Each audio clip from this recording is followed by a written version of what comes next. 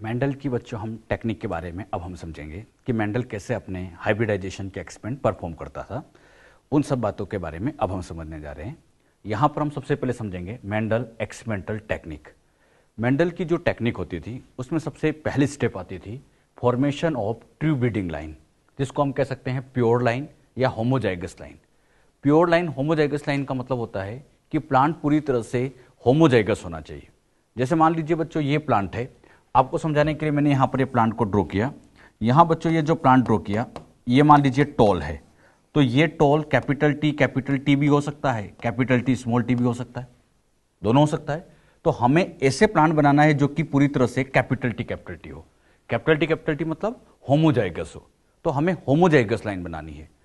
Mendel का सबसे पहला काम यही होता था कि कैसे भी करके प्योर लाइन बनाई जाए, मतलब प्लांट को होमोजाइगस बनाया जाए। अब ये प्योर लाइन मेंडल कैसे बनाता था इसके बारे में हम समझते हैं कि मेंडल प्योर लाइन को कैसे डेवलप करता था। अगर हम बच्चों टॉल की बात करें तो टॉल का genotype capital T small T हो सकता है। लेकिन अगर ड्वार्फ प्लांट बनाएं तो ड्वार्फ प्लांट की तो बस एक ही चॉइस होगी, स्मॉल टी। टॉल में दो चॉइस है, ड्वार्फ में तो एक चॉइस है। टॉल में ये भी हो सकता है, ये भी हो सकता है, लेकिन हमें क्या चाहिए कि ऐसा टॉल हो जो कि पूरी तरह से प्योर हो। अब ये प्योर लाइन कैसे बनाते हैं इसके बारे में हम यहां पर सीखने जा रहे हैं।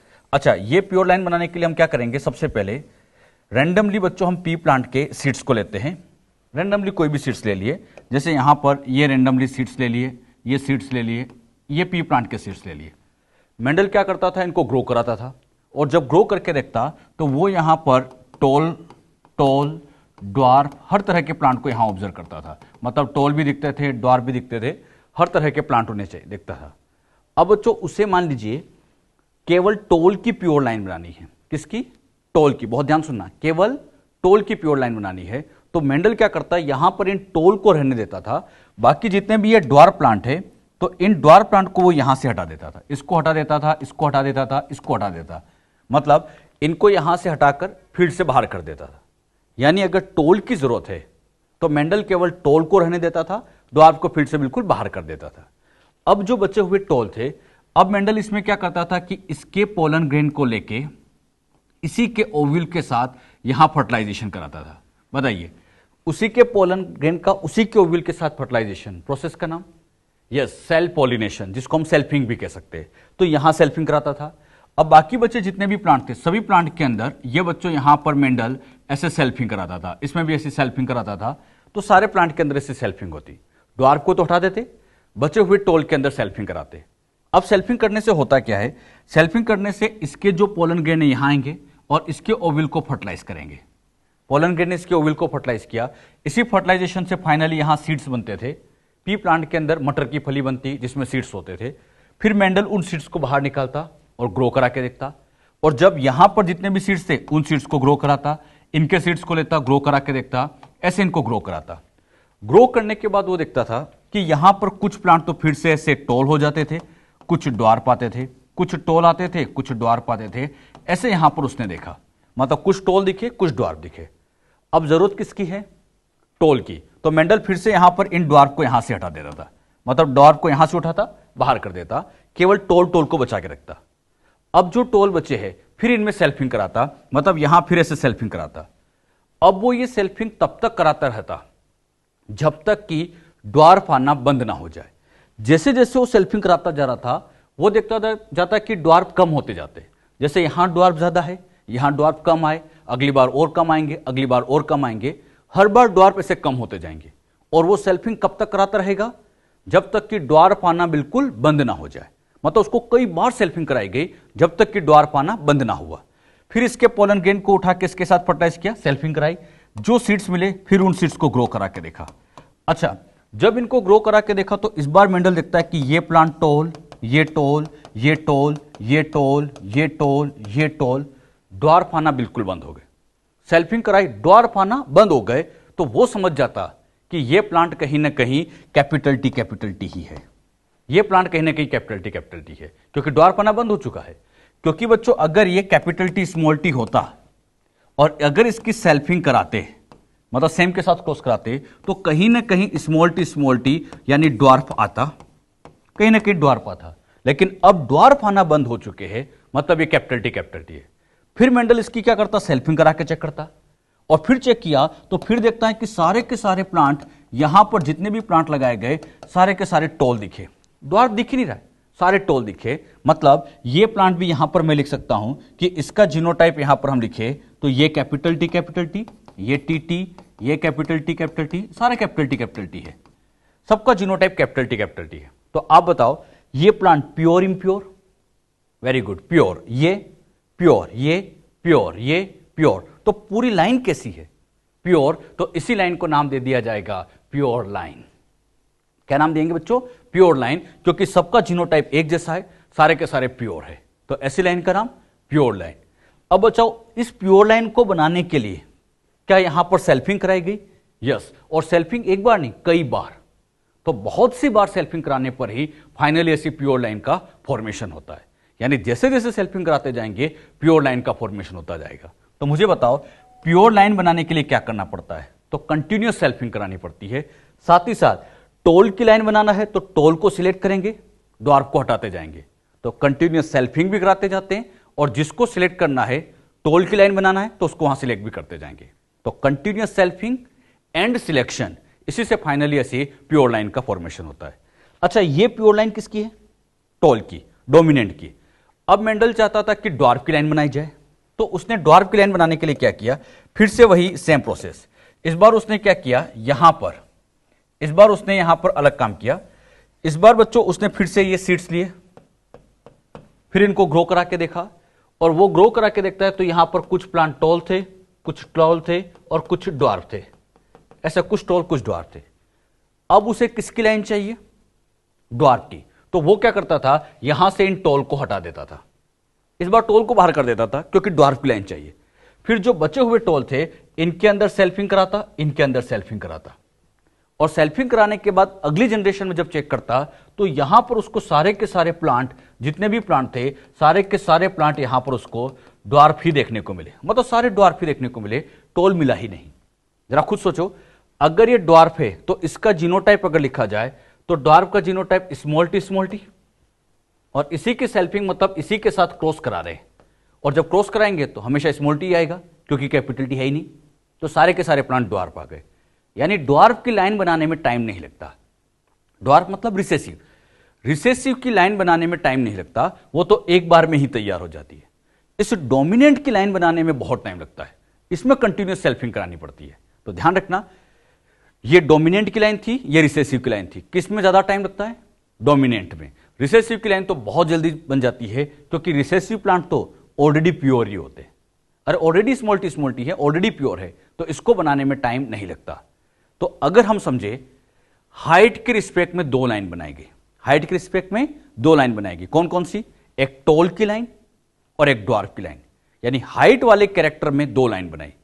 हर कैरेक्टर की ऐसे दो दो लाइन तैयार की जाती है। अगर हम यहां पर टोटल कैरेक्टर की बात करें तो मेंडल ने टोटल कैरेक्टर कितने लिए थे, 7। ऐसे ये वन कैरेक्टर जैसे समझाने के लिए लिया मैंने हाइट, तो हाइट की दो लाइन हो गई, एक टॉल की एक ड्वार्फ की। इसी तरह से सेकंड कैरेक्टर यहां ले लिया फ्लावर कलर, तो बताओ इसमें भी दो लाइन बनेगी, एक तो बनेगी वॉयलेट की और दूसरी बनेगी व्हाइट की। तो मुझे बताओ एक कैरेक्टर में कितनी लाइन बन रही है, दो, एक कैरेक्टर में दो लाइन, ऐसे टोटल कैरेक्टर कितने थे, 7। तो यहां पर ऐसी टोटल लाइन अगर बनाई जाए तो 14 बन जाएगी क्योंकि हर कैरेक्टर की दो है। तो मेंडल ने फाइनली ऐसी 14 ट्रू ब्रीडिंग लाइंस का फॉर्मेशन किया था। वेरी इंपॉर्टेंट, मेंडल ने कितनी लाइन बनाई थी, 14 ट्रू ब्रीडिंग लाइन बनाई थी। और इन ट्रू ब्रीडिंग लाइन बनाने के लिए क्या किया गया था, yes, continuous selfing and selection. तो Mendel develop true breeding line variety of garden pea plant by continuous self pollination and selection, मतलब कंटिन्यूअस सेल्फिंग कराई गई और सिलेक्शन किया गया, और उसी से फाइनली इन प्योर लाइन का फॉर्मेशन किया गया। और कितनी लाइन बनाई गई, 14।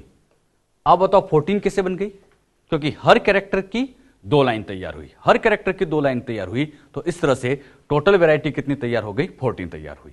बात समझ में, ये बच्चों पहली स्टेप थी, formation of true breeding line, pure line का फॉर्मेशन करना। इसके बाद आती है सेकंड स्टेप। मेंडल के एक्सपेरिमेंटल टेक्निक की सेकंड स्टेप आती है हाइब्रिडाइजेशन बिटवीन प्योर पेरेंट्स। अभी तक बच्चों हमने ये तो समझ लिया था कि मेंडल ने सबसे पहले प्योर पेरेंट्स बनाए थे, मेंडल जब भी कोई भी क्रॉस करता था, चाहे वो मोनोहाइब्रिड हो, डायहाइब्रिड हो, सबसे पहला काम उसका था प्योर पेरेंट्स बनाना। प्योर पेरेंट कैसे बनाते हैं वो हमने समझ लिया है। कंटिन्यूअस सेल्फिंग कराओ, सिलेक्शन कराओ, इससे प्योर पेरेंट्स बन जाते हैं। प्योर मतलब होमोजाइगस। प्योर पेरेंट बनाने के बाद अब उनके बीच में हाइब्रिडाइजेशन किया जाता है। तो सेकंड स्टेप आती है hybridization between pure parents. Pure parents के बीच में क्रॉस कराना। हाइब्रिडाइजेशन मतलब क्रॉस कराना। क्रॉस करते टाइम हमें कुछ स्टेप्स फॉलो करनी होती है। उसमें सबसे पहला काम होता है इमैस्कुलेशन। और वर्ड को ध्यान रखना, इमैस्कुलेशन। इमैस्कुलेशन का मतलब होता है कि कोई बाइसेक्सुअल फ्लावर है तो उसमें से एंथर को कट करके उसको यूनिसेक्सुअल बना देना। जैसे मान लीजिए ये बच्चों यहां पर फ्लावर है, अब इस फ्लावर के अंदर यहां पर एंथर भी है और ये ओव्यूल है, ये एंथर है और ये ओव्यूल है, तो इसके एंथर को ऐसे कट कर देना, ये इमैस्कुलेशन कहलाता है। इसको बच्चों आप ऐसे समझिएगा, जैसे मान लीजिए ये प्लांट है, इसके अंदर ये एंथर है और ये यहां पर ऐसे ओव्यूल है, ये एंथर है, ये ओव्यूल है। अब बच्चों इसमें यहां पर इसके पोलन ग्रेन इसके ओव्यूल को फर्टिलाइज कर सकते हैं। हमें यहां पर, अच्छा ये यहां पे फर्टिलाइज कर देंगे तो सेल्फिंग हो जाएगी। हमें इस सेल्फिंग को रोकना है, क्योंकि हमें सेल्फिंग नहीं कराना है, हमें हाइब्रिडाइजेशन कराना है। हाइब्रिडाइजेशन मतलब दो प्लांट का क्रॉस कराना है, तो हमें इस सेल्फिंग को यहां रोकना पड़ता है। और सेल्फिंग को रोकने के लिए इसके ये जो एंथर वाले पार्ट दिखाई दे रहा है, ये जो एंथर आपको दिखाई दे रहे हैं, इन एंथर को यहां से कट कर देते हैं। एंथर को यहां से कट कर देंगे। जैसे एंथर को यहां से कट करो, ये एंथर को यहां से कट करो, तो एंथर को ऐसे कट कर देना, इसी प्रोसेस को कहा जाता है इमैस्कुलेशन। और सोचो अगर एंथर होगा ही नहीं तो सेल्फिंग ही नहीं होगी। तो इमैस्कुलेशन करने का मेन पर्पस होता है सेल्फिंग को रोकने के लिए। तो सेल्फिंग को रोकने के लिए जो प्रोसेस फॉलो की जाती है उसका नाम इमैस्कुलेशन। और यह काम किया जाता है फीमेल पेरेंट में, मतलब ये जो प्लांट होगा ये एज अ फीमेल पेरेंट होगा, फीमेल में ही यहां पर एंथर को काट देंगे। ये प्रोसेस कहलाती है इमैस्कुलेशन। इमैस्कुलेशन करने के बाद अब क्या करेंगे, ये जो फ्लावर है इस फ्लावर को ऐसे बेग से कवर किया जाता है, और उस बेग से कवर करने की स्टेप का नाम होता है बेगिंग। बेगिंग का मतलब इसको पेपर के जो बेग आते हैं उनसे कवर कर देना, विथ पेपर बैग इसको कवर किया जाए, मतलब इस तरह से पेपर बैग से इसको कवर कर दिया जाता है। बात आती है ऐसा क्यों करते हैं। ऐसा इसलिए करते हैं क्योंकि एंथर तो हमने कट कर दिए, लेकिन हवा में से कई सारे पोलन ग्रेन घूम रहे होते हैं, तो ये जो अनवांटेड पोलन ग्रेन है, अनडिजायरेबल पोलन ग्रेन है, ये इसको फर्टिलाइज कर सकते थे। तो अनडिजायरेबल पोलन ग्रेन्स को रोकने के लिए यहां इसको ऐसे बेग से कवर कर दिया, और ये बेग से कवर करना ये बेगिंग कहलाता है।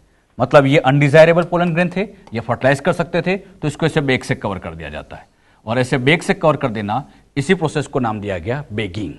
बेगिंग करने का मेन पर्पस था अनडिजायरेबल क्रॉस पोलिनेशन को प्रिवेंट करना, रोकने के लिए।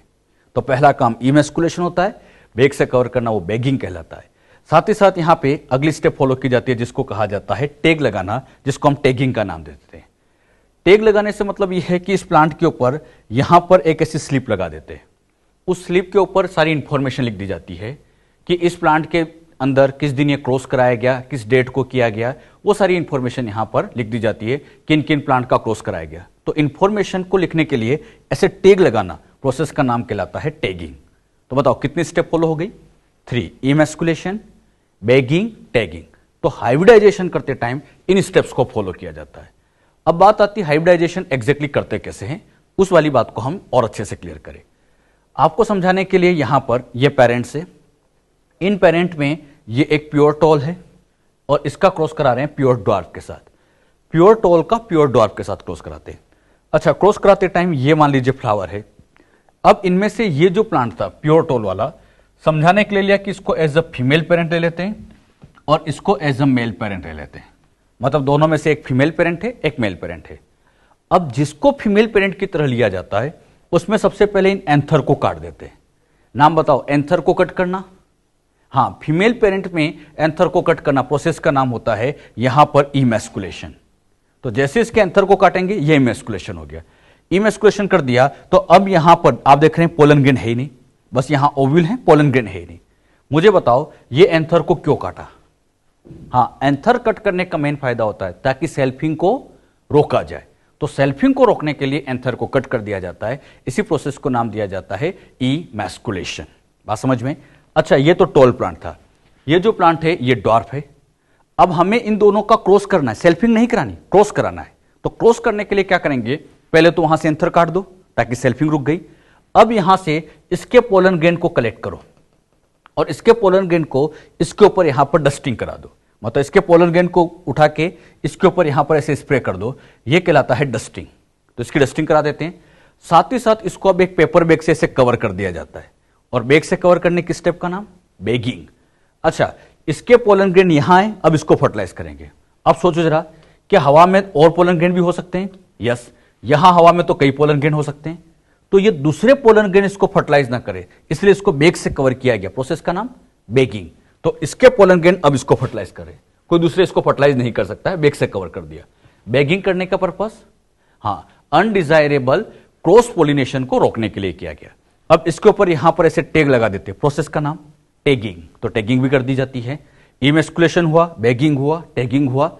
अब इसके पोलन ग्रेन इसके ओव्यूल को ऐसे फर्टिलाइज करेंगे, और जैसे इसके ओव्यूल को फर्टिलाइज करेंगे, यहां पर फर्टिलाइजेशन से अल्टीमेटली यहां पर मटर की फली बनेगी जिसमें से सीड्स होंगे। मतलब जहां पर ये फ्लावर आपको दिखाई दे रहा है, थोड़े टाइम बाद चेक करोगे तो इसी फ्लावर वाली जगह पर अब यहां पर मटर की फली तैयार होगी। इस फ्लावर वाली जगह पर मटर की फली तैयार होगी और इसके अंदर ऐसे सीड्स आ जाते हैं, और इस सीड्स में इन दोनों प्लांट के कैरेक्टर आ जाते हैं। मतलब इसके भी कैरेक्टर आ गए, इसके भी कैरेक्टर आ गए, क्योंकि इन दोनों के क्रॉस से बना। अब ये जो प्लांट बना है, इस प्लांट में से इस सीड्स को निकालेंगे और उनको ग्रो करेंगे ताकि इससे F1 जनरेशन आए। ये पेरेंट्स से अब इनसे F1 जनरेशन लाते हैं। मुझे बताओ, पेरेंट्स से अब हम अगली जनरेशन लाने के लिए इन दोनों का आपस में क्या करा रहे हैं? क्रॉस करा रहे हैं। सेल्फिंग नहीं कराई, सेल्फिंग को तो इमेस्कुलेशन से रोक दिया। अब बच्चों, ये जो प्लांट था, समझाने के लिए यहां बना दिया, ये पेरेंट प्लांट था। अब इस पेरेंट से F1 लाना था, क्या किया था? क्रॉस। ये जो बच्चों सीड्स थे, अब इन सीड्स को यहां से बाहर निकालेंगे और एक एक सीड को यहां पर ऐसे ग्रो करा करा के देखेंगे। ये काम सब मेंडल ने किया था। इसमें जितने भी सीड्स मिले सबको बाहर निकालता था और सिस्टमेटिकली ग्रो कराता। और जब ग्रो करा के देखा तो अब जो जनरेशन तैयार होगी उसको कहेंगे F1 जनरेशन, फाइलियल जनरेशन। यहां पे बच्चों ये F1 जनरेशन तैयार हुई। F1 में जब उसने सारे प्लांट लगा के देखे तो ये प्लांट भी टॉल दिखा, ये भी टॉल दिखा, ये भी टॉल दिखा, ये भी टॉल दिखा। इन सारे सीड्स को उठा के ग्रो कराया तो मेंडल को मिला कि F1 में ऑल प्लांट टॉल थे। F1 में जितने भी प्लांट मिले सारे के सारे टॉल थे। क्रॉस किसका हुआ था? टॉल ड्वार्फ का। लेकिन मेंडल ने देखा कि F1 में सारे के सारे उसे टॉल मिले। अगर यहां पे 100 प्लांट से, F1 में अगर 100 प्लांट से, तो मेंडल देखता है कि ये 100 के 100 ही टॉल होते, यहां पर कोई भी ड्वार्फ नहीं होता। यह खास बात उन्होंने नोटिस की। यह सब एक्सपेरिमेंट करके देखा जा रहा है। मेंडल कैसे काम करता था वही मैं आपको समझा रहा हूं। अब F1 से मेंडल चाहता था F2 लाई जाए। यहां पर F1 से कौन सी जनरेशन लानी थी? F2। तो इसके लिए सेल्फिंग की गई, और जैसे ही सेल्फिंग करेंगे F2 जनरेशन आ जाती है। अब बताना क्या करना है? सेल्फिंग। सेल्फिंग करना है मतलब इसी के एंथर का इसी के ओव्यूल के साथ यहां पर ऐसे फर्टिलाइजेशन होगा। मतलब इसके एंथर का इसी के ओव्यूल के साथ फर्टिलाइजेशन, इसी के एंथर का इसी के ओव्यूल के साथ यहां से फर्टिलाइजेशन होगा। ये सेल्फिंग कराएंगे। इन सारे प्लांट में जितने भी टोल थे सब में सेल्फिंग कराएंगे, और सेल्फिंग कराने के बाद यहां पर फिर से वही सीड्स बने, बाहर निकाला, ग्रो करके देखा। तो मेंडल क्या चेक करता है? F2 जनरेशन में उसे यहां पर ग्रो करने के बाद देखने को मिला कुछ प्लांट टॉल है, कुछ ड्वार्फ है, कुछ टॉल है, कुछ ड्वार्फ है। तो F2 जनरेशन में आप ध्यान से देखो, toll toll toll toll dwarf दोनों तरह के प्लांट मिले। F2 में मेंडल ने क्या देखा? टॉल भी दिखा, ड्वार्फ भी दिखा। अब यहां पे टॉल और ड्वार्फ को काउंट किया जाए। टॉल काउंट करो, 1 2 3 4 5 6। मेंडल ऐसे काउंट करता था कि टॉल कितने हैं, तो 6 है। ड्वार्फ काउंट करें तो ये ड्वार्फ यहां पर 1 है और एक ड्वार्फ यहां पर 1, मतलब ये है 2 हो गए। यानी F2 जनरेशन में अगर हम टॉल वर्सेस ड्वार्फ की बात करें तो टॉल आ गए 6 और ड्वार्फ आ गए 2। यही पता चला, ये 6 तो टॉल है और ड्वार्फ 2 है। ये मेंडल ने चेक किया। अब इनका रेशियो निकाला जाए तो ये रेशियो निकलेगा 3:1। तो F2 जनरेशन में मेंडल को टॉल वर्सेस ड्वार्फ का रेशियो मिला 3:1। ये फिनोटाइप उन्होंने चेक किया जो कि 3:1 आया। तो हमने क्या सीखा? पेरेंट्स का क्रॉस किया, F1 जनरेशन आई। F1 में मेंडल को सारे प्लांट कैसे मिले? टॉल मिले। और F1 से जब F2 लाई गई तो सेल्फिंग की गई, जिसमें टॉल वर्सेस ड्वार्फ का रेशियो 3:1 आया। ये अपना ओवरऑल कंक्लूजन जो मेंडल ने परफॉर्म किया था वो ये था। क्लियर? अगर हम F2 से अब अगली जनरेशन लाए, कौन सी? वेरी गुड, F3, तब भी सेल्फिंग होगी। F4 लाना है तो सेल्फिंग। आगे की जितनी भी जनरेशन मेंडल लाता था सब कुछ सेल्फिंग से लाता था। बस इतना याद रखना है, F1 जनरेशन लाने के लिए क्रॉस होता है, F1 जनरेशन लाने के लिए क्रॉस होता है। बाकी की सारी जनरेशन के लिए मेंडल यहां पर ऐसे सेल्फिंग कराता जाता था। F2 भी सेल्फिंग से, F3 भी सेल्फिंग से, F4 भी सेल्फिंग से, बाकी की सारी जनरेशन सेल्फिंग से आती थी। और ये 3:1 रेशियो जो दिखाई दे रहा है, कौन सी जनरेशन में दिख रहा है? F2 जनरेशन में। F1 में तो मेंडल को सारे प्लांट क्या मिले थे? टोल। ये मेंडल का एग्जैक्ट एक्सपेरिमेंट कुछ इस तरह से था, वो इस तरह से क्रॉस कराता था और ऐसे रिजल्ट चेक करता था। एक एक प्लांट को ग्रो कर करके यहां स्टडी किया करता था। बात समझ में? अच्छा, F2 में 3 और 1 क्या टोटल 4 प्लांट मिले? नहीं, F2 में प्लांट बहुत सारे मिले होंगे। ये 3:1 तो क्या है बच्चों? एक रेशियो है। यह नहीं सोचना कि यहां F2 में केवल 4 प्लांट मिलते हैं। F2 में नंबर ऑफ प्लांट बहुत सारे थे। ये 3:1 तो क्या शो कर रहा है? एक रेशियो इंडिकेट कर रहा है। जो बात यहां समझाएगी, क्लियर हुई? तो मेंडल की एक्सपेरिमेंटल टेक्निक में 2 बातें थी। पहले वो प्योर लाइन बनाता था और प्योर लाइन बनाने के बाद उनके बीच में आपस में ऐसे क्रॉस करा के F1 फिर F2 जनरेशन लाया करता था। अब मेंडल ने कैसे कैसे सारा काम किया ये तो मैंने आपको बताया। अब इसको हम जीनोटाइप लेवल पे इसको इंडिकेट करके समझेंगे। तो कैसे इसको लिखा जाता है, अब ध्यान से देखिएगा। यहां पे बच्चों हम समझने जा रहे हैं मोनोहाइब्रिड क्रॉस। मोनोहाइब्रिड क्रॉस का मतलब होता है एक कैरेक्टर या 2 ट्रेड्स को लेकर स्टडी करना, वो मोनोहाइब्रिड क्रॉस होता है। तो मोनोहाइब्रिड क्रॉस का मतलब होता है a cross done to study inheritance of 1 character लो या 2 कॉन्ट्रास्टिंग ट्रेड को लेकर स्टडी करना, यह मोनोहाइब्रिड क्रॉस कहलाता है।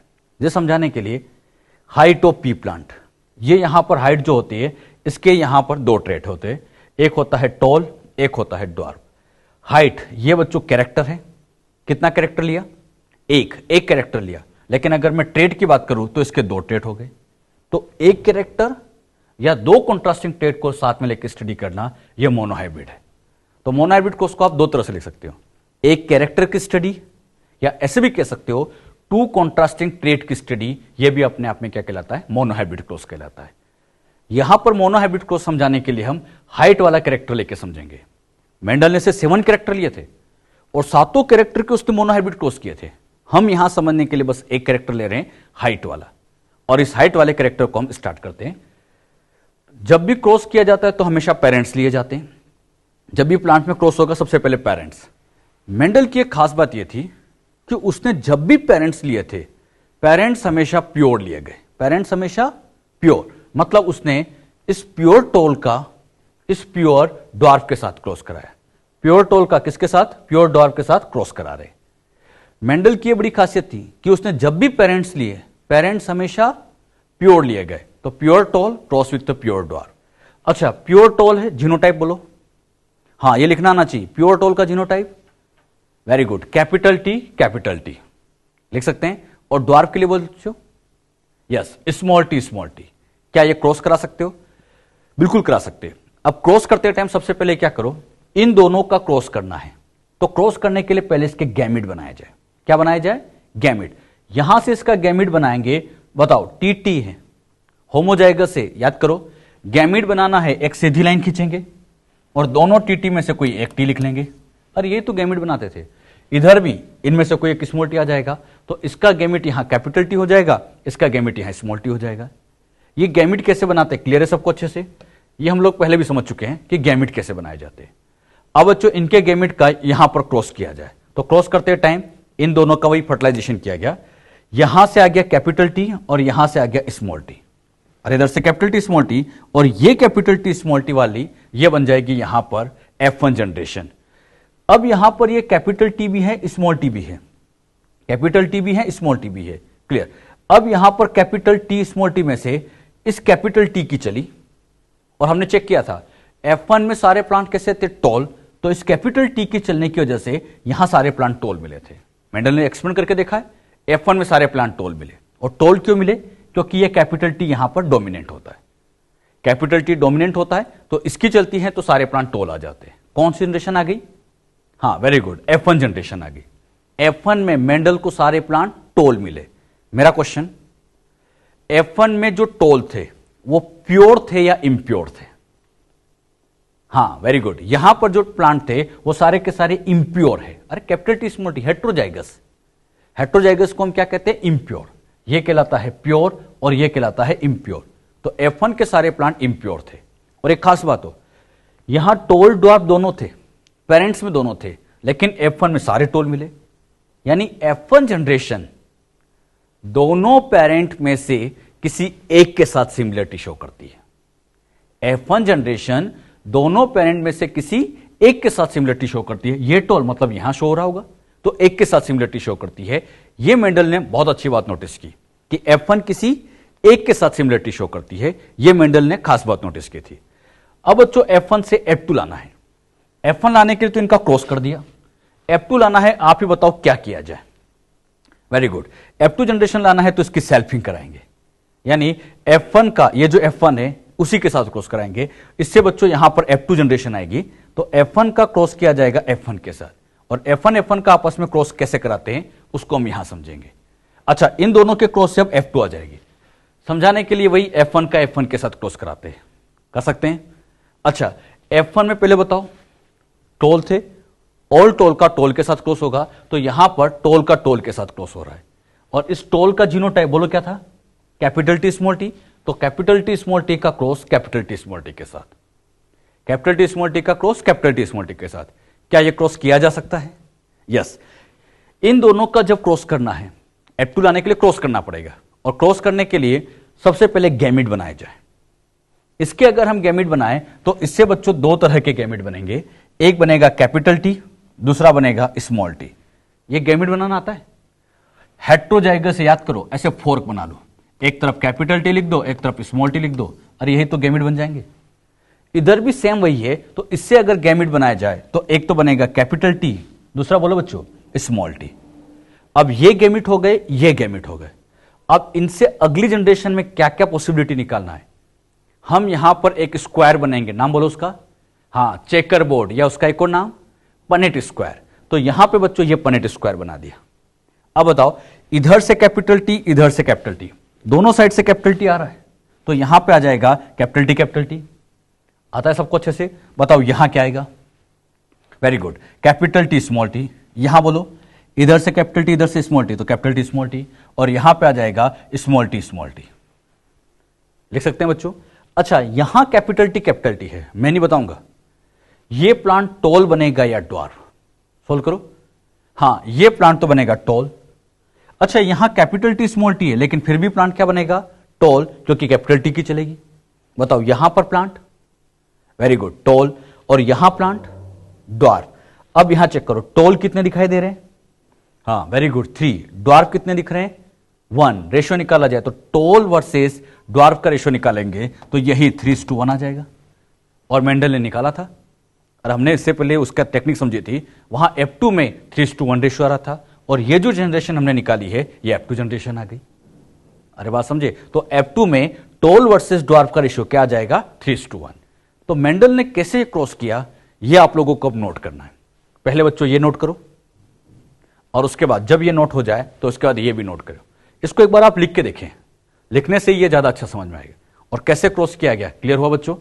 सबसे पहले प्योर टोल का प्योर ड्वार्फ से क्रॉस किया, इधर से कैपिटल टी आया, इधर से स्मॉल टी आया, तो कैपिटल टी स्मॉल टी बना। F2 लाना हो तो सेल्फिंग कराते, यानी F1 का क्रॉस F1 के साथ किया गया। F1 का जब F1 के साथ क्रॉस किया तो यहां 4 का चेकर बोर्ड बना, जिसमें टॉल वर्सेस ड्वार्फ का रेशियो निकाला गया, जो कि 3:1 आया। अच्छा, इस F2 जनरेशन में और भी कई कंक्लूजन हैं। क्या क्या इससे कंक्लूजन निकाल सकते हैं वो अब मैं आपको समझाऊंगा। पहले इसको सब नोट करके रखेंगे, क्लियर? ये जितना भी हमने सीखा इसको मैंने यहां पे समराइज करके कैसे लिख दिया। क्या लिखा? प्योर टोल प्योर ड्वार्फ ये पेरेंट्स थे, F1 में ऑल टोल आए, क्लियर, और ये F2 में टोल वर्सेस ड्वार्फ का रेशियो जो कि 3:1 था। ये पेरेंट है, ये F1 है, ये F2 है। अब हम कंक्लूजन निकालने जा रहे हैं F2 जनरेशन में। यहां पर सबसे पहला कंक्लूजन फिनोटाइपिक रेशियो। अच्छा, फिनोटाइप मतलब ये टोल वर्सेस ड्वार्फ का रेशियो। अब आप लोग ही बताना, सबको आंसर आना चाहिए, मैं नहीं सिखाऊंगा ये। सोचो, दिमाग लगाओ, बताओ बच्चों टोल कितने? Very good, 1 2 3। तो यहां पर टोल की जगह लिख देंगे 3, और ड्वार्फ कितना है देखो 1, तो यहां लिख देंगे 1, तो रेशियो आ गया 3:1। ये कहलाता है फिनोटाइपिक रेशियो। कौन सी जनरेशन में? वेरी इंपॉर्टेंट, F2 में। अगर मैं F1 में फिनोटाइपिक रेशियो कहता तो 1 ही होता और सारे टोल ही थे। अरे यहां तो टोल ही है ना बच्चों, तो F1 का फिनोटाइपिक रेशियो केवल 1 ही होता क्योंकि एक ही फिनोटाइप है। हाँ, यहां पे 2 था और रेशियो निकाला गया तो 3:1। सेकंड नंबर पे लेते हैं जीनोटाइपिक रेशियो। जीनोटाइप जानते हो, ये कैपिटल टी कैपिटल टी, ये जीनोटाइप होता है। टोल ड्वार्फ क्या है? फिनोटाइप। और ये T T T small T क्या है? हाँ, जीनोटाइप। अगर हम T T T small T T small T small T small T का रेशियो निकाले तो बताओ कैपिटल टी कितना दिख रहा है? 1, तो यहां लिख देंगे 1। अच्छा, टी स्मॉल टी निकालो, कितने दिख रहे हैं बच्चों? 2, तो यहां लिख देंगे 2। अच्छा, स्मॉल टी कितना दिख रहा है? 1, तो रेशियो आ गया 1:1। और ये रेशियो क्या कहलाएगा? Genotypic ratio. ये क्वेश्चन बहुत इंपॉर्टेंट है। F2 जनरेशन का फिनोटाइपिक रेशियो जीनोटाइपिक रेशियो क्या होता है, तो ये सबको याद भी रखना है। ये याद भी रखना है। फिनोटाइपिक रेशियो सबको बोलो, हाँ 3:1। और जीनोटाइपिक रेशियो का आंसर बोलो 1:2:1। बात समझ में? तो ये सब आपको ध्यान रखना है। Next point, types of phenotype. मतलब यहां पर F2 में कितने टाइप के फिनोटाइप है? चेक करो बच्चों, कितने टाइप के फिनोटाइप है? एक तो टॉल फिनोटाइप है, एक ड्वार्फ है, 2 ही तरह के तो है। अच्छा, मोनोहाइब्रिड क्रॉस तो क्या आसान क्रॉस होता है। आगे के क्रॉस जब हम सोल्व करेंगे तो वहां पे हम इसको फॉर्मूले से सोल्व करेंगे। कभी भी बच्चों टाइप ऑफ फिनोटाइप निकालना हो तो इसका सिंपल सा फॉर्मूला होता है 2n लगा लो। n यहां पर इंडिकेट करता है वही हेट्रोजाइगस, यानी इस F2 लाने के लिए इसकी क्रॉस हुआ था, F1 के क्रॉस हुआ था। यहां हेट्रोजाइगस n की वैल्यू, हेट्रोजाइगस कितना है? अरे हेट्रोजाइगस पेयर एक ही है, हेट्रोजाइगस पेयर 1 है, तो यहां पर हम लिखेंगे 2 ऐसे समझो। मोनोहाइब्रिड क्रॉस है तो n की वैल्यू 1 पुट कर दो, डाइहाइब्रिड होगा तो n की वैल्यू 2 पुट कर देंगे। क्लियर? और 2 यानी इक्वल टू 2। और 2 तरह के फिनोटाइप आप जानते भी हैं, टॉल और ड्वार्फ। क्लियर? अच्छा, अब इसका आंसर देते हैं। Type of genotype. बताओ बच्चों कितने टाइप्स के जीनोटाइप होंगे? पहला टाइप टी, दूसरा टी स्मॉल टी, फिर स्मॉल टी। कितने हो गए? 3। सोल्व करने का एक तरीका और है 3n। इसको ऐसे लिख सकते हो 3 इज इक्वल टू 3 हो जाएगा। तो ये टाइप्स ऑफ जीनोटाइप हो जाएंगे। अगले नंबर पे लेते हैं नंबर ऑफ जाइगोट्स या ऑफस्प्रिंग। नंबर ऑफ जाइगोट्स या जाइगोटिक कॉम्बिनेशन निकाले। जाइगोटिक कॉम्बिनेशन मतलब ये चेकर बोर्ड। बताओ कितने बॉक्स दिख रहे हैं? 1 2 3 4 4। तो 4 का ये जो बॉक्स दिखा है इसी को हम कहते हैं जाइगोटिक कॉम्बिनेशन। और जाइगोटिक कॉम्बिनेशन निकालने का तरीका होता है 4n। सिंपल सी बात। Type of phenotype 2n, genotype 3n और जाइगोटिक के लिए 4n। अच्छा, 4 लगाएं तो ये हो जाएंगे 4। अच्छा, ये क्या हो जाएंगे? Zygotic combination. और ये 4 कौन से हो गए? तो ये 1 2 3 4। कितने का ये चेकर बोर्ड बना है? यही कहलाता है इसका जाइगोटिक कॉम्बिनेशन। बात समझ में? अगले नंबर पे लेते हैं प्योर टॉल कितने हैं? चेक करो बच्चों। प्योर टॉल 3 नहीं, क्या पूछा है? प्योर। प्योर मतलब होमोजाइगस, तो ये प्योर टॉल है, यही प्योर टॉल होगा बच्चों, ये वाला। अरे ये तो हेट्रोजाइगस हो गया, इम्प्योर, इसको काउंट नहीं करना, इसको काउंट नहीं करना, तो प्योर तो एक ही है। अरे प्योर टॉल तो एक ही है, तो प्योर टॉल कितना है? 1। अब कितने में से? 4 में से, तो हम लिख सकते हैं 1/4। अरे 4 का चेकर बोर्ड है।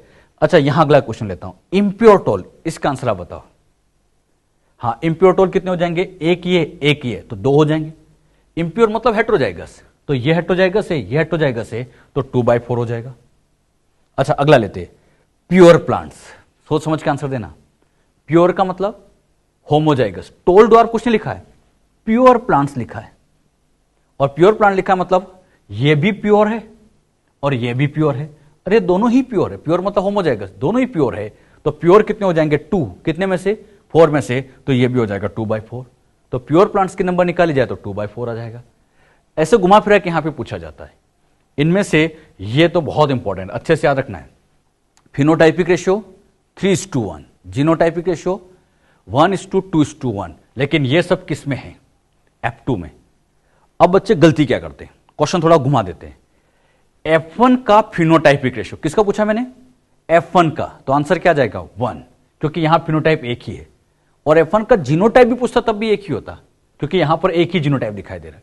ये जो हमने सब निकाला है, सोल्व किया है, ये सब F2 का है बच्चों। तो क्वेश्चन सुनना एक बार, अच्छे से आंसर देना सभी। F2 का फिनोटाइपिक रेशियो बोलो 3:1, जीनोटाइपिक रेशियो 1:2:1। बात समझ में?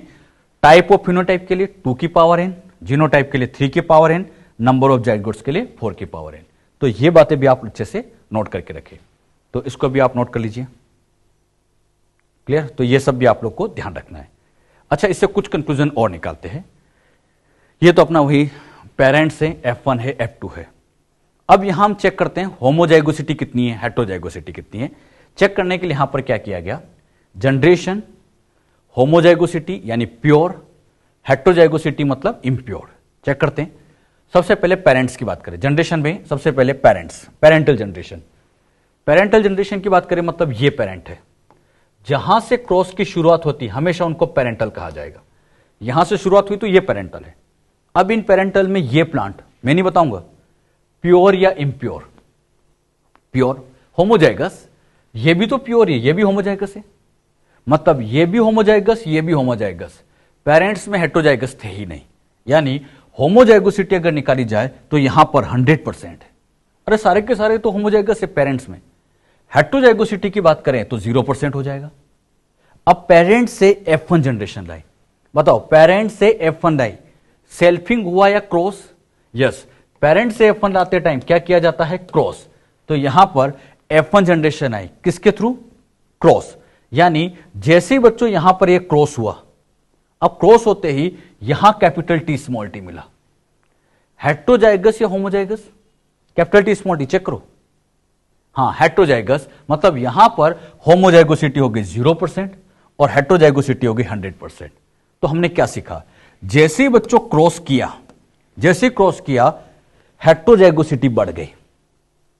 क्रॉस करते ही हेटेरोजाइगोसिटी बढ़ गई, होमोजाइगोसिटी कम हो जाती है। तो कंक्लूजन ध्यान रखो, क्रॉस करने से क्या बढ़ता है, तो क्रॉस कराने पर हेटेरोजाइगोसिटी बढ़ती है जबकि होमोजाइगोसिटी कम हो जाती है। बात समझ में?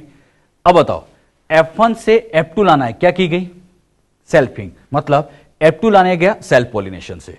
यानी यहां पे बच्चों अब हम समझने जा रहे हैं F1 से F2, और ये F2 लाने के लिए यहां पर की गई सेल्फिंग। और जैसे सेल्फिंग की गई, चेक करना अच्छे से, बताओ होमोजाइगस कितने हैं, परसेंटेज निकालो। ये होमोजाइगस है और ये भी होमोजाइगस है, तो 2 होमोजाइगस है 2 हेटेरो है, यानी 50-50। यानी होमोजाइगोसिटी अगर हम निकाले तो यहां 50% और हेटेरोजाइगोसिटी 50%। तो कंक्लूजन क्या निकला, जैसे ही सेल्फिंग कराई, सेल्फिंग कराते ही होमोजाइगोसिटी बढ़ जाती है, यानी प्योर वाले बढ़ जाते हैं, और ये हेटेरोजाइगोसिटी मतलब इंप्योरिटी कम हो जाती है। तो सेल्फिंग कराने पर क्या बढ़ती है, होमोजाइगस मतलब प्योर लाइन बढ़ती जाती है। और हमने सीखा था प्योर लाइन बनाना है तो सेल्फिंग कराओ, क्योंकि सेल्फिंग कराते ही होमोजाइगोसिटी बढ़ती है। अच्छा, ये तो कौन सी थी, F2। ये 100 था तो ये जस्ट उसका क्या हो गया, हाफ, और जितना ये कम होगा उतना ये बढ़ेगा। अब यहां पर हम समझते हैं F3 जनरेशन के बारे में। F3 लाना है तो फिर से इसकी सेल्फिंग कराएंगे। अब मुझे सोच समझ के बताना, हमने F3 निकाली नहीं, आगे सोल्व ही नहीं किया, लेकिन हमें इसका कंक्लूजन देना है। अब यहां देखो, ये 100 से था 50, हाफ हुआ, तो जब F3 निकालोगे तो ये 50 का भी हाफ हो जाएगा, मतलब वेरी गुड, कितना, 25%। इसका हाफ कर दो, और जितना ये कम होता उतना इसको प्लस कर दो, यानी प्लस करते ही ये 50 + 25 यानी 75% हो जाएगा। यानी जितना ये कम होता है उतना ये बढ़ जाता है। क्लियर? ये जितना कम हुआ उतना ये बढ़ गया। अब यहां बताना, यहां फिर सेल्फिंग कराते, F4 लाते। अब मैं नहीं बताऊंगा यहां कितना आएगा, सोचो जरा सभी। हाँ, वेरी गुड, 25 है तो उसका भी हाफ कर दो, कितना आ जाएगा, 12.5, और जितना ये कम होगा उतना ये बढ़ेगा, मतलब ये 87.5।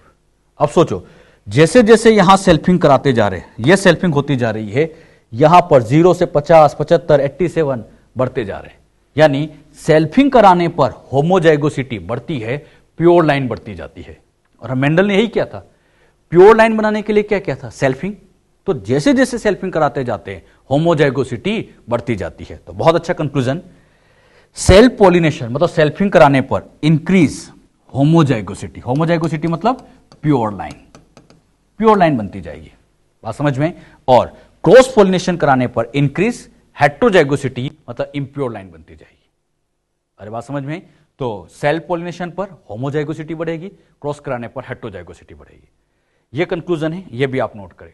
और ये बहुत इंपॉर्टेंट लाइन है, कभी भी आपसे पूछा जाए सेल्फिंग कराने पर क्या बढ़ता है, तो सबको आना चाहिए होमोजाइगोसिटी बढ़ जाएगी और हेटेरोजाइगोसिटी कम हो जाती है। अरे बात समझ में? तो सेल्फिंग कराने पर होमोजाइगोसिटी बढ़ती जाएगी, हेटेरोजाइगोसिटी कम होती जाएगी। अच्छा, F4 के बजाय F5 लेता और उसका आंसर क्या आता है, आप खुद सोचना क्या इसका आंसर आएगा, लिखने की कोशिश करना। कर सकते हैं ऐसे क्वेश्चन? क्लियर? तो ये अच्छा, ऐसे घुमा के पूछेंगे हो F3 जनरेशन में डायरेक्ट कितने परसेंट प्लांट प्योर थे, तो F3 में प्योर कितने हैं 75%, इम्प्योर कितने हैं 25%। तो ऐसे भी पूछ सकते हैं, डायरेक्ट क्वेश्चन पूछ सकते हो। तो ये डेटा आप ध्यान रखो, रटो नहीं, तरीके से सोल्व करो कि ये 0 था, ये 100 था, फिर कम करते जाओ 50, 25, 12.5 और उतना ही बढ़ाते जाओ। किया जा सकता है बेटे? तो इस तरह की बातें भी आप ध्यान रखिए। तो ये हमने मोनोहाइब्रिड क्रॉस कैसे किया गया था और उससे क्या कंक्लूजन निकला, ये हमने समझा दिया। फिनोटाइपिक रेशियो क्या आया 3:1, जीनोटाइपिक रेशियो 1:2:1, सेल्फिंग कराने पर होमोजाइगोसिटी बढ़ गई और हेटेरोजाइगोसिटी कम हो जाती है। ये बातें आप ध्यान रखें। मोनोहाइब्रिड क्रॉस के क्या क्या कंक्लूजन है, अब बच्चों इन कंक्लूजन को हम समझने जा रहे हैं। मेंडल ने मोनोहाइब्रिड क्रॉस जब परफॉर्म कर लिया तो उसके बाद उसने कुछ कंक्लूजन निकाले थे। मोनोहाइब्रिड क्रॉस के बेसिस पर मेंडल ने बेसिकली 3 कंक्लूजन दिए गए, जिसको आज के टाइम पर 2 लॉ में कन्वर्ट कर दिया गया है। तो मेंडल ने मोनोहाइब्रिड क्रॉस से जो कंक्लूजन निकाले, इसके बेसिस पर उसने 3 पोस्टुलेट दिए या 3 कंक्लूजन दिए, और उन्हीं 3 कंक्लूजन को 2 लॉज ऑफ हेरिडिटी आज के टाइम पे कंसीडर कर लिया गया है। मतलब 3 कंक्लूजन थे लेकिन उसके लॉ 2 बनाए गए। कैसे समझेगा? इसमें बच्चों उन्होंने पहला कंक्लूजन या पहला पोस्टुलेट दिया था postulate of pair factor, second दिया था पोस्टुलेट ऑफ डोमिनेंसी, और थर्ड दिया था पोस्टुलेट ऑफ सेग्रीगेशन। कितने पोस्टुलेट हो गए? 3। इन 3 पोस्टुलेट के बेसिस पर 2 लॉ बनाए गए। अब उसमें क्या किया गया, ये जो फर्स्ट और सेकंड पोस्टुलेट है, इन दोनों को कंबाइन करके यहां बनाया गया लॉ ऑफ डोमिनेंसी। जो लॉ ऑफ डोमिनेंसी पढ़ते हैं, इसमें इन दोनों को इंक्लूड किया जाता है। डोमिनेंसी तो इंक्लूड करते ही है, ये पेयर्ड फैक्टर वाली बात भी इंक्लूड करते हैं।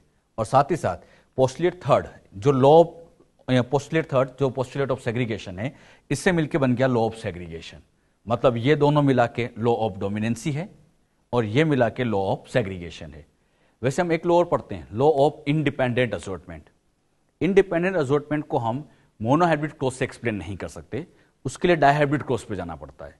तो जब हम डायहाइब्रिड को समझेंगे तो वहां पे लॉ ऑफ डोमिनेंसी को आपको, लॉ ऑफ इंडिपेंडेंट असॉर्टमेंट को आपको समझाया जाएगा। यहां बच्चों हम 2 लॉ समझ रहे हैं, डोमिनेंसी वाला और सेग्रीगेशन वाला।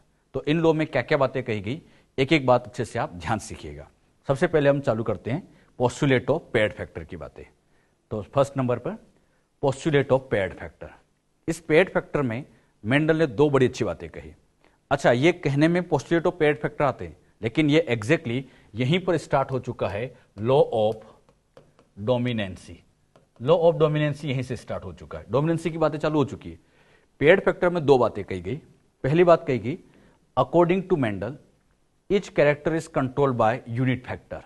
मेंडल ने एक बड़ी अच्छी बात कही थी, character is controlled by factor. अच्छा, फैक्टर से क्या मतलब है? अगर आपको समझाने के लिए, मान लीजिए बच्चों ये प्लांट है, इस प्लांट को मैंने यहां पे बना दिया टॉल और इस प्लांट को यहां पे बना दिया ड्वार्फ। एक को यहां टॉल बना दिया, एक को ड्वार्फ बना दिया। तो मेंडल कहता था कि ये जो टॉल है अपने आप नहीं है, इसको टॉल बनाने के लिए इस प्लांट के अंदर यहां पर कुछ ना कुछ प्रेजेंट होता है, और जो इसके अंदर ये प्रेजेंट होता है इसी को नाम दिया जाता है फैक्टर। इसके अंदर टॉल बनाने के लिए कैपिटल टी प्रेजेंट है, हर सेल के अंदर ऐसे कैपिटल टी होगा, वो कहलाता है फैक्टर। और ड्वार्फ बनाने के लिए यहां पर प्रेजेंट होगा स्मॉल टी, तो ये स्मॉल टी भी क्या बन जाएगा? फैक्टर। तो इस कैरेक्टर को कंट्रोल करने के लिए क्या चाहिए होता है? फैक्टर। तो character is control by factor. ये मेंडल की पहली बात थी। और साथ ही साथ उन्होंने एक बड़ी अच्छी बात भी कही थी कि ये जो फैक्टर होते हैं, factor occur in the form of pairs.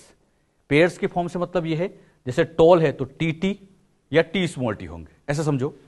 ये अगर प्लांट टॉल है तो टॉल है तो इसमें कैपिटल टी तो है ही, साथ ही साथ यहां पर एक और कैपिटल टी हो सकता है, या ऐसा भी हो सकता था कैपिटल टी होता लेकिन एक स्मॉल टी भी हो सकता था। तो ये भी तो यहां पर एक तरह का फैक्टर ही होगा, ये भी एक फैक्टर है, और 2 फैक्टर है तो दोनों को मिला के यहां बन गया पेयर। ये पेयर की फॉर्म में। तो ध्यान समझो, कैरेक्टर को कंट्रोल करने के लिए फैक्टर होते हैं, लेकिन फैक्टर एक नहीं दो होते, और दो फैक्टर है मतलब ये पेयर की फॉर्म में होते। जैसे यहां बताओ ड्वार्फ है तो एक और स्मॉल टी होगा। बताओ ये दोनों मिला के क्या बन गया? पेयर। इनका मिला के पेयर बन गया। तो दो बातें सिखाई, character is control by factor and factor occur in the form of pairs. तो ये जो बात यहां सिखाई गई ये आप ध्यान रखें, ये दो बातें, और ये बातें डोमिनेंसी में भी अप्लाई है, क्योंकि ये अपने आप में लॉ ऑफ डोमिनेंसी में भी इंक्लूड किया गया। आपकी एनसीईआरटी में ये अलग से लिखा ही नहीं है, पोस्टुलेट ऑफ पेयर्ड फैक्टर लिखा ही नहीं है। एनसीईआरटी में तो डायरेक्ट हेडिंग दी है लॉ ऑफ डोमिनेंसी, और लॉ ऑफ डोमिनेंसी में ये बात यहां लिखा दी। बात समझ में? तो पोस्टुलेट 1 में ये बातें कही गई, और ये बातें अपने आप में किस में इंक्लूड है? हाँ, लॉ ऑफ डोमिनेंसी में ही इंक्लूड है। क्लियर? अगले नंबर पे लेते हैं पोस्टुलेट 2। पोस्टुलेट 2 जिसे हम पोस्टुलेट ऑफ डोमिनेंसी, ये वही लॉ ऑफ डोमिनेंसी की बातें चल रही है। पोस्टुलेट डोमिनेंसी में मेंडल ने क्या कहा? In case of dissimilar unit factors, मतलब दोनों फैक्टर अलग अलग हो, जैसे एक कैपिटल टी हो और एक स्मॉल टी हो, दोनों अलग अलग है, तो अलग अलग है तो क्या लिखेंगे? डिसिमिलर। और दोनों टी होते तो सिमिलर कहते। तो यहां ध्यान सुनना, in case of dissimilar unit factor, in dissimilar unit factor में से एक फैक्टर अपने आप को शो करता है। मतलब इस केस में अगर हम चेक करें तो प्लांट यहां टोल बनेगा, यहां पे इनको हटा दो, यहां प्लांट टोल बनेगा, तो यहां पर इसकी चलेगी। तो डिसिमिलर फैक्टर में से जिसकी चलेगी, जो अपने आप को शो करेगा, वो कहलाता है डोमिनेंट फैक्टर, और जो शो नहीं कर पाएगा वो रिसेसिव फैक्टर होता है। इस बात को आप ऐसे समझिएगा, यहां बच्चों ये प्योर टोल है, इसका क्रॉस कराते हैं प्योर ड्वार्फ के साथ। जीनोटाइप आप बताइए। प्योर टोल बोलो बच्चों क्या लिखे? Very good, capital T. Pure dwarf small T. Cross कराते हैं तो इधर से आ जाएगा कैपिटल टी, इधर से आ जाएगा स्मॉल टी, इधर से कैपिटल टी स्मॉल टी आ गया। अब बताओ यहां दोनों फैक्टर सिमिलर है या डिसिमिलर है? ये दोनों फैक्टर कैसे हैं? डिसिमिलर, मतलब एक तरह से हेटेरोजाइगस कंडीशन है। अब इस हेटेरोजाइगस कंडीशन में ध्यान से बताना, इस डिसिमिलर फैक्टर में से दोनों की वजह से कैपिटल टी भी है, स्मॉल टी भी है, लेकिन यहां जो प्लांट बनेगा वो टोल बनेगा या ड्वार्फ बनेगा? आप चेक करके बताओ। मतलब यहां बच्चों इस हेटेरोजाइगस कंडीशन में आप बताना कि कैपिटल टी की चली या स्मॉल टी की, और क्या बनेगा। हाँ, आप सभी जानते हैं, मेंडल ने चेक किया था कि जब प्योर पेरेंट का क्रॉस कराया था, F1 बनी थी, तो F1 में सारे प्लांट टोल आए थे। टोल आए मतलब मैं यहां पे कह सकता हूं कि इस कैपिटल टी की यहां चली है, इस कैपिटल टी की चली तभी तो टोल बना, क्योंकि स्मॉल टी की चलती तो ड्वार्फ बनता। अच्छा, ये टोल और ये टोल लेंथ वाइज बराबर ही है, ये जितनी हाइट का होगा ये भी सेम उतनी ही हाइट का होगा, तो इसका मतलब इस कैपिटल टी की चली तो इसी की वजह से टोल बना। तो हेटेरोजाइगस में, इस हेटेरोजाइगस में दोनों में से दोनों ने अपने आप को शो किया या एक ने अपने आप को शो किया? इस चीज का आंसर दो। दोनों में से किसी एक ने अपने आप को शो किया। किसने शो किया? Capital T. अरे इसकी चली तभी तो टोल बने थे, तो इसकी चली तो हेटेरोजाइगस में जिसकी चलती है वो बन जाता है डोमिनेंट फैक्टर। तो कैपिटल टी यहां बन गया डोमिनेंट फैक्टर क्योंकि ये शो कर रहा है। अच्छा, स्मॉल टी अपने आप को शो नहीं कर पाया है, लेकिन शो नहीं कर पाया तो ये यहां पे बन जाएगा रिसेसिव फैक्टर। तो क्या सीखा हमने? डिसिमिलर यूनिट फैक्टर में, ये डिसिमिलर है, इन डिसिमिलर यूनिट फैक्टर में से एक अपने आप को शो करता है, और जो अपने आप को शो करता है वो कहलाता है डोमिनेंट फैक्टर, और जो शो नहीं कर पाया वो कहलाता है रिसेसिव फैक्टर। तो इसमें एक डोमिनेंट फैक्टर होगा और दूसरा रिसेसिव होगा। बात समझ में? ये बात मेंडल ने कही थी। अब मेंडल ने ये बात तो कह दी कि हेटेरोजाइगस में एक डोमिनेंट होगा, एक रिसेसिव होगा, एक शो करेगा, एक नहीं करेगा। लेकिन मेंडल की यह बात हमेशा अप्लाई नहीं होती, हमेशा अप्लाई नहीं होती है। यह बात बस कुछ केस में ही अप्लाई होती है। कुछ केस आने पर यह लॉ अपने आप फेल हो जाता है। कहां कहां पर यह लॉ फेल हो सकता है उस बात को भी हम समझते हैं। जो बात अभी मैंने समझाई, क्लियर हुई? यह बात हमेशा अप्लाई नहीं होती, कुछ केसेस में यह लॉ फेल हो जाता है। कहां फेल होता है उसको हम इसके एक्सेप्शन मान देते हैं, exception of law of dominancy. और इसके एक्सेप्शन में आता है पहला इनकम्प्लीट डोमिनेंसी और दूसरा को डोमिनेंसी। इनकम्प्लीट डोमिनेंसी में क्या होता है? ये इनकम्प्लीट डोमिनेंसी को डिटेल में आगे पढ़ाएंगे जब हम पोस्ट मॉडर्निज्म पढ़ेंगे। वहां पे बच्चों आपको इनकम्प्लीट डोमिनेंसी में एक एग्जांपल बहुत अच्छा सिखाएंगे, फ्लावर कलर ऑफ मिराबिलस जलापा। वहां आप समझेंगे कि उसमें रेड कलर के फ्लावर होते हैं, व्हाइट कलर के फ्लावर होते हैं। रेड के लिए कैपिटल आर, व्हाइट के लिए स्मॉल आर। अब यहां जब इन दोनों का क्रॉस कराएंगे तो इधर से कैपिटल आर, इधर से स्मॉल आर स्मॉल आर आ गया। अब मेंडल के अकॉर्डिंग क्या कहते हैं कि इन आर स्मॉल आर में से अगर कैपिटल आर डोमिनेंट है तो इसकी चलनी चाहिए, और इसकी चलनी चाहिए तो यहां फ्लावर कलर रेड आना चाहिए। भाई कैपिटल आर डोमिनेंट है तो रेड आना चाहिए, लेकिन जब मिराबिलिस जेलापा में आगे हम पढ़ेंगे तो यहां फ्लावर कलर रेड नहीं आते। मेंडल के अकॉर्डिंग आना क्या चाहिए था, रेड, लेकिन यहां रेड ना आके यहां फ्लावर कलर पिंक आ जाते हैं। मतलब यहां मेंडल की बात अप्लाई नहीं होती। अगर रेड आता, यहां अगर रेड आता, यहां अगर रेड आता तो मेंडल की बात सही होती, लेकिन यहां पर रेड नहीं आया, मतलब ये आर पूरी तरह से डोमिनेंट नहीं था। ये पूरी तरह से डोमिनेंट नहीं था, इसे नाम लिखा गया इनकम्प्लीट डोमिनेंट है। और इनकम्प्लीट डोमिनेंट है, इसी वजह से कलर हल्का सा डाउन होकर पिंक आ जाता है। तो बताइए यहां मेंडल की बात अप्लाई नहीं हो रही है। हां रेड आता तो अप्लाई हो जाती, पिंक आ गया मतलब कुछ अलग आ गया, मेंडल की बात अप्लाई नहीं हुई, मतलब इसे लॉ ऑफ डोमिनेंसी का एक्सेप्शन माना जाता है। यानी लॉ ऑफ डोमिनेंसी का भी एक्सेप्शन है, कौन, इनकम्प्लीट डोमिनेंसी, क्योंकि हेटेरोजाइगस में यह पूरी तरह से डोमिनेंट नहीं था, पूरी तरह से शो नहीं कर पाया। कई बार ऐसा भी होता है कि जैसे हम कोडोमिनेंसी पढ़ते, इसको भी डिटेल में आगे पढ़ाएंगे। यहां पर जीनोटाइप लिखा A1A1, यहां जीनोटाइप लिखा A2A2, इन दोनों का क्रॉस कराया।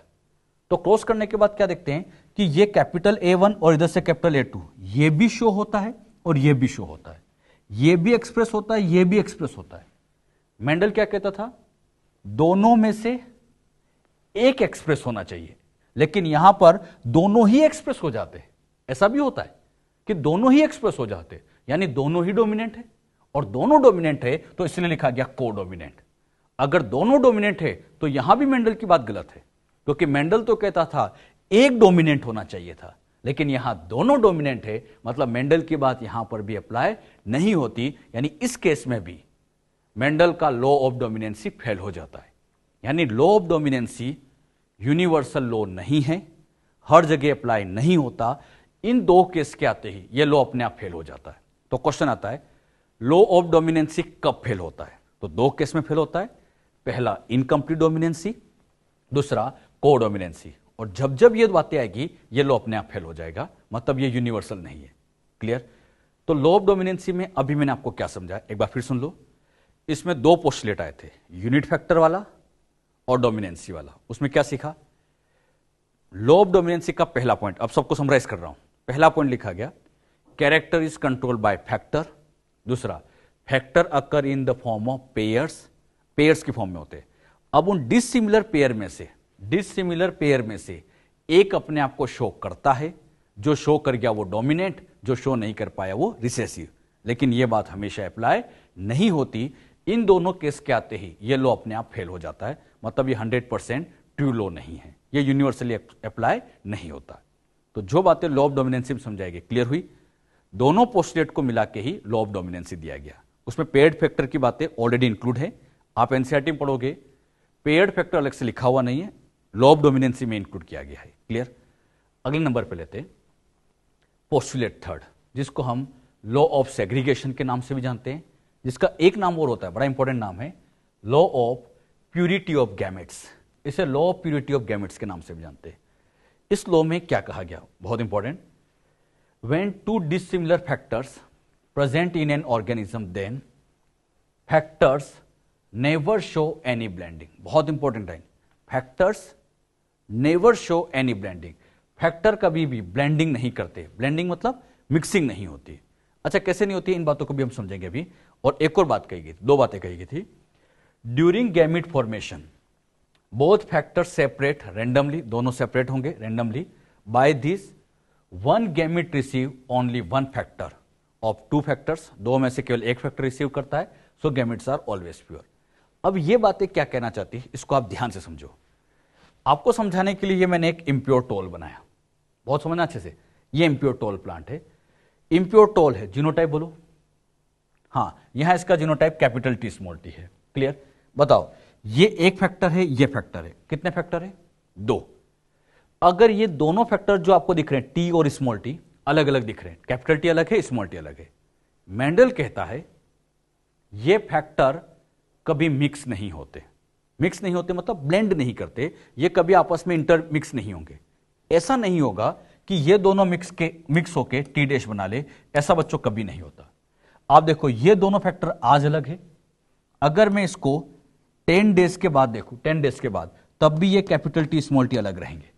अगर मैं इसको 50 डेज के बाद देखूं तब भी ये अलग रहेंगे। मतलब आज अलग है, 10 दिन बाद भी अलग, 50 दिन बाद भी अलग होते हैं। ये कभी भी मिक्स, ये ऐसे कभी भी मिक्स नहीं होते। मिक्स मतलब मर्ज नहीं होते, तो ये कभी मिक्स नहीं होते, मतलब ब्लेंडिंग शो नहीं करते। तो वेरी इंपॉर्टेंट पॉइंट, फैक्टर कभी भी ब्लेंड नहीं होते। ब्लेंड मतलब मिक्स नहीं होते।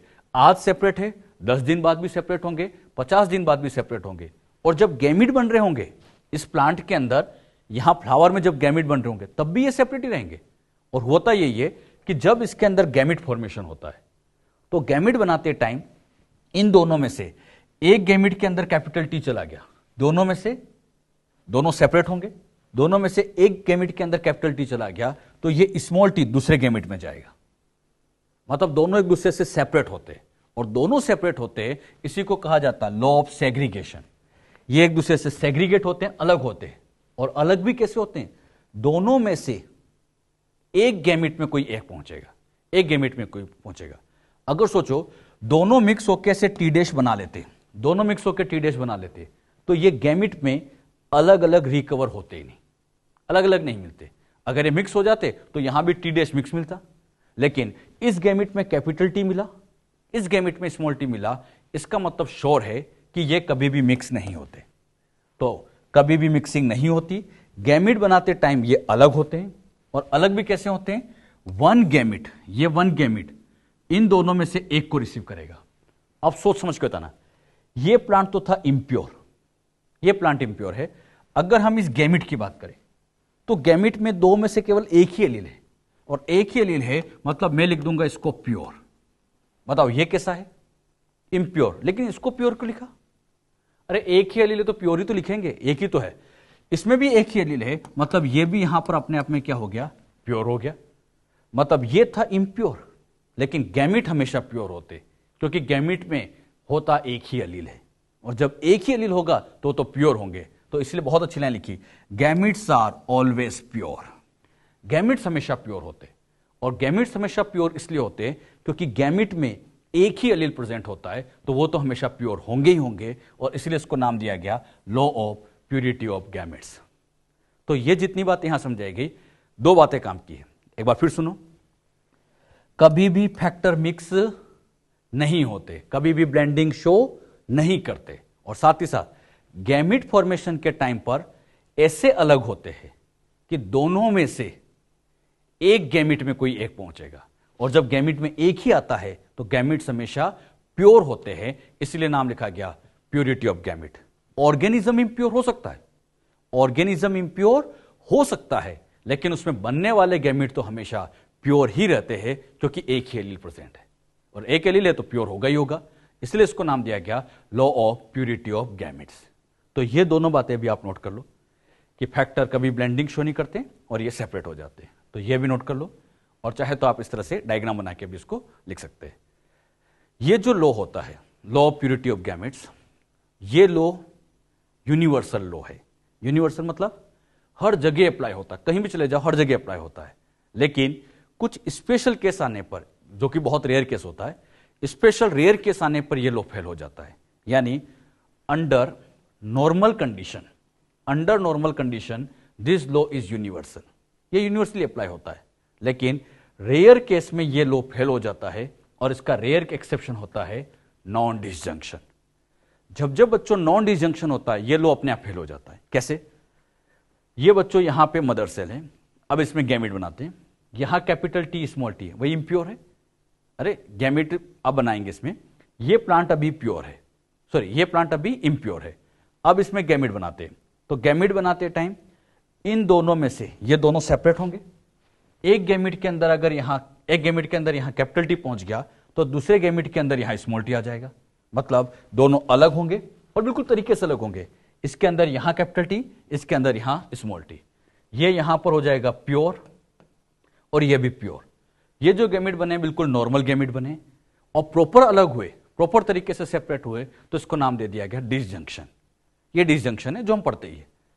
लेकिन मान लो अगर गलती हो जाती, क्या गलती होती, ये स्मॉल टी सपोज करो यहीं लगा होता, यहीं पर इस जगह पर स्मॉल टी यहां लगा होता, तो ये दोनों एक साइड जाते और ये गलती हो जाती तो इसको नॉन डिसजंक्शन कहते। और जैसे ये नॉन डिसजंक्शन होता, यहां गैमिट में, इस गैमिट में ये कैपिटल टी स्मॉल टी दोनों आ जाते, इसमें कुछ जाते ही नहीं, मतलब ये दोनों इसी एक ही गैमिट में चले गए, तो ये तो यहां पे वापस इंप्योर ही रह गया। मतलब मेंडल की वो बात फेल हो गई कि गैमिट प्योर होते हैं, क्योंकि गैमिट यहां तो इंप्योर हो रहे और इसमें कुछ पहुंचा ही नहीं, मतलब ये एक एबनॉर्मल गैमिट है, ये एक तरह से गलती है, ऐसा होना नहीं चाहिए। क्योंकि जब जब ये गलती होती है इससे सिंड्रोम ही होते हैं, जब जब ये नॉन डिसजंक्शन होगा सिंड्रोम ही करेगा, जैसे down syndrome, Edward syndrome, Klinefelter syndrome, वो सब इसी गलती की वजह से होते हैं। तो नॉर्मल केस में, ये नॉर्मल केस है, तो नॉर्मल केस में ये लॉ अप्लाई होता है, लेकिन जब ये गलती हो जाएगी ये लॉ फेल हो जाएगा, और उस गलती का नाम नॉन डिसजंक्शन। तो पूछा जाए लॉ ऑफ सेग्रीगेशन किस केस में फेल हो सकता है, तो एक ही केस में फेल हो सकता है, जब नॉन डिसजंक्शन है, क्योंकि उस केस में ये दोनों यहां पहुंच जाएंगे, तो उस केस में गैमिट इंप्योर हो जाएंगे, मतलब ये लॉ फेल हो जाएगा, क्योंकि लॉ कहता है गैमिट प्योर होना चाहिए, लेकिन यहां ये इंप्योर हो जाते हैं। अच्छा, कुछ नहीं कहा जाए तो इस लॉ को यूनिवर्सली अप्लाई मान के ही चलना है, क्योंकि ये मिस्टेक है, ये तो एक मिस्टेक है, इससे तो गलती होती है, प्रॉब्लम ही क्रिएट होती है। तो ध्यान रखना, नॉर्मल कंडीशन अगर बात की जाए तो इस लॉ को हम यूनिवर्सल मानेंगे। जब आप मॉड्यूल सोल्व करोगे क्वेश्चन मिलेगा आपको, कौन सा लॉ यूनिवर्सली अप्लाई है, तो हम कहेंगे लॉ ऑफ सेग्रीगेशन, ये हर जगह अप्लाई होता है, इसको हम यूनिवर्सली अप्लाई कर सकते हैं। क्लियर? तो ये भी आप चाहे तो नोट कर सकते हैं। क्लियर कर सकते हैं इस तरह के। एक पॉइंट और लेते हैं, बहुत इंपॉर्टेंट पॉइंट। F2 जनरेशन में 3:1 रेशियो आता है, ये किसकी वजह से आता है? F2 जनरेशन में 3:1 रेशियो आया, बताओ ये किसकी वजह से आया, ये आपको चेक करना है। कर सकते हैं? एक बात मुझे बताओ, बहुत अच्छे से समझिएगा, ये F1 का F1 से क्रॉस कराया, कैपिटल टी स्मॉल टी का कैपिटल टी स्मॉल टी से क्रॉस कराते। जब इसका क्रॉस कराएंगे तो यहां पर सबसे पहले गैमिट बनाते हैं, एक गैमिट बनेगा कैपिटल टी, एक स्मॉल टी। मुझे बताओ क्या ये दोनों अलग हुए? और ये अलग होना कौन सा लॉ अप्लाई हुआ? इन दोनों को अलग करना मतलब यहां पर हम कह सकते हैं कि ये सेग्रीगेशन अप्लाई हुआ। बताओ क्या अप्लाई हुआ? अरे अलग हुए मतलब सेग्रीगेशन हुआ। सिमिलरली इसके अंदर भी जब यहां पर अलग अलग किया जाए तो ये भी सेग्रीगेशन होगा। फिर इनका ऐसे चेकर बोर्ड बना के चेक करें, ऐसे इनका चेकर बोर्ड बना के चेक किया, और जब चेकर बोर्ड बना के चेक करते हैं तो यहां पर आ जाएगा टी टी, इधर बोलो capital T small T, capital T small T, small T small T. अब यहां पर इन प्लांट की बात करें तो ये तो हो जाएगा टॉल और ये हो जाएगा ड्वार्फ। अब सोच समझ के बताना, सभी ढंग से बताना, यहां पे ड्वार्फ क्यों आया? ये प्लांट टॉल था, ये टॉल था, F1 में सारे टॉल थे, लेकिन जब इस F2 में चेक किया गया तो F2 में ड्वार्फ आ गया। और ड्वार्फ इसलिए आ गया क्योंकि सेग्रीगेशन हुआ। सोचो यहां से ये स्मॉल टी अलग हुआ, किसकी वजह से? सेग्रीगेशन। इधर से भी स्मॉल टी अलग हुआ, किसकी वजह से? सेग्रीगेशन। तो जब सेग्रीगेशन की वजह से अलग अलग हुआ तो ये स्मॉल टी साथ आए, तभी जाके ड्वार्फ बना। यानी इस ड्वार्फ को लाने के पीछे रीजन सेग्रीगेशन है। सोचो अगर यहां सेग्रीगेशन प्रॉपर नहीं होता, अगर ये स्मॉल टी यहीं रह जाता तो ये ड्वार्फ कभी बन ही नहीं सकता। तो इस ड्वार्फ को बनाने के पीछे सेग्रीगेशन है। यहां डोमिनेंसी तो काम कर ही नहीं रही, डोमिनेंसी काम तब करती है जब हेटेरोजाइगस हो। अरे ये तो प्योर है, यहां डोमिनेंसी काम करती ही नहीं। अच्छा डोमिनेंसी काम नहीं करी मतलब ड्वार्फ आने के पीछे रीजन क्या होता है? सेग्रीगेशन। यानी जो 3:1 रेशियो हम लिखते हैं, इसमें ये जो 1 आया है ये सेग्रीगेशन से ही आया, सेग्रीगेशन से आया। अब यहां बताओ, ये टी था टोल, अब यहां बताना कैपिटल टी तो चाहता है टोल लाना, स्मॉल टी चाहता है ड्वार्फ लाना। कैपिटल टी टोल लाना चाहता है, स्मॉल टी ड्वार्फ लाना चाहता है। अब आप बताओ जब यहां मेंडल ने चेक किया तो ये प्लांट क्या मिला? वेरी गुड, ये प्लांट यहां मिला टोल। अच्छा ये प्लांट यहां पर क्या मिला? टोल। ये यहां टोल मिला, दोनों थे लेकिन प्लांट टोल मिला क्योंकि इसकी चली ये डोमिनेंट है। तो डोमिनेंसी की वजह से क्या बन गया? टोल। यहां पर भी डोमिनेंसी की वजह से क्या बन गया? टोल। तो इस डोमिनेंसी की वजह से अब टोल टोटल 3 हो गए। डोमिनेंसी की वजह से टोटल टोल कितने हो गए? 3, मतलब 3:1 रेशियो आ गया। तो इस 3:1 लाने में यहां पर डोमिनेंसी भी काम कर रही है और सेग्रीगेशन भी काम कर रहा है। यानी 3:1 रेशियो जो आता है इसमें दोनों की बातें हैं, डोमिनेंसी भी काम आती है और सेग्रीगेशन भी काम आता है। जरा सोचो, अगर ये डोमिनेंसी काम नहीं करती, मतलब ये टोल तो हो जाता इतना बड़ा और ड्वार्फ हो जाता छोटा सा।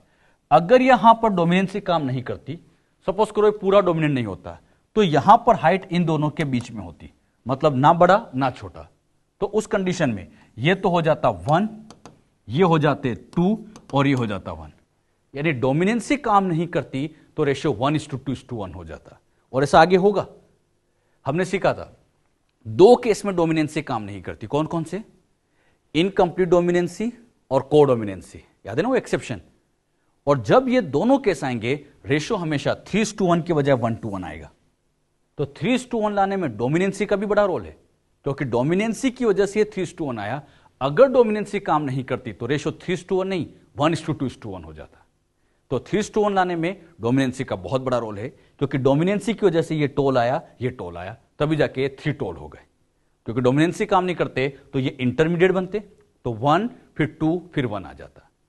अच्छा, F2 जनरेशन में ड्वार्फ प्लांट ऑप्टेंट होते हैं, बताओ किसकी वजह से? इस ड्वार्फ आने के पीछे रीजन क्या है? डोमिनेंसी काम नहीं करती, क्योंकि यहां डोमिनेंसी लगी नहीं रही है, यहां तो काम आता है सेग्रीगेशन। तो बहुत इंपॉर्टेंट पॉइंट सिखाया, 3:1 रेशियो आने के पीछे रीजन डोमिनेंसी भी है, सेग्रीगेशन भी है। लेकिन ड्वार्फ आने के पीछे रीजन पूछा जाए तो फिर आप आंसर दोगे सेग्रीगेशन। बात समझ में? तो यह भी बहुत इंपॉर्टेंट पॉइंट है, इन पॉइंट्स को भी आप नोट करके रखें। क्लियर? एक क्वेश्चन लेते हैं इस पे best. Which of the following can not be explained on the basis of Mendel's law of dominancy? Law of dominancy से कौन एक्सप्लेन नहीं होता, ये यहां चेक करो आप कि कौन सा एक्सप्लेन नहीं होता। Can not be explain on the basis of law of dominancy. 4 option है। Factors never show any blending, factors occur in the form of pairs, character is control by factor, out of 1 pair of factor 1 is dominant factor and other is recessive factor. बताओ, check करो, ये NEET में आ चुका है question, क्या answer दोगे? सोचो। हां, डोमिनेंसी के बेसिस पे एक्सप्लेन। ये जो बात लिखी थी factor never show any blending, किसमें कहा गया था? ये बात कही गई थी लॉ ऑफ सेग्रीगेशन। ये तो लॉ ऑफ सेग्रीगेशन में कही गई थी। लॉ ऑफ सेग्रीगेशन में 2 बात कही थी, factor never show any blending, और दूसरा गैमीट बनाते टाइम दोनों फैक्टर सेपरेट हो जाते। कुछ याद है बेटे? तो ये factor never show any blending, ये बात लॉ ऑफ सेग्रीगेशन में कही गई थी। हां, ये बात डोमिनेंसी की है, ये जितनी भी बातें हैं ये सारी डोमिनेंसी की है। ये बातें है तो पेयर्ड फैक्टर की, लेकिन क्या सिखाया था? पेयर्ड फैक्टर भी डोमिनेंसी का ही पार्ट होता है। डोमिनेंसी में यही तो कहा था, factor character is control by factor, factor occur in pair, और डिसिमिलर फैक्टर में से एक डोमिनेंट होगा और एक रिसेसिव होगा। तो ये सारी बातें डोमिनेंसी की है, बस ये नहीं। तो इसका आंसर क्या हो जाएगा? 1। ऐसा क्वेश्चन नीट में आ चुका है, तो इस तरह के क्वेश्चन आप ध्यान से दें। आप बताना कौन सी बात किस लॉ में कही गई थी, डोमिनेंसी में या सेग्रीगेशन में? गैमीट बनते टाइम दोनों फैक्टर अलग अलग हो जाते हैं, किसमें? Very good, law of segregation. Factor never show any blending, very good, law of segregation. एक पॉइंट बताना अच्छे से, डिसिमिलर में से एक डोमिनेंट होता है, एक रिसेसिव होता है, yes, law of dominancy. Factor occur in the form of pair, law of dominancy. Character is control by factor, law of dominancy. तो कौन लॉ ऑफ डोमिनेंसी में कहा गया, कौन लॉ ऑफ सेग्रीगेशन में कहा गया, इनके पॉइंट भी अच्छे से आप क्लियर रखें, क्योंकि इन पे बेस इस तरह के क्वेश्चन नीट में आ चुके हैं। तो ये बातें आप ध्यान रखें।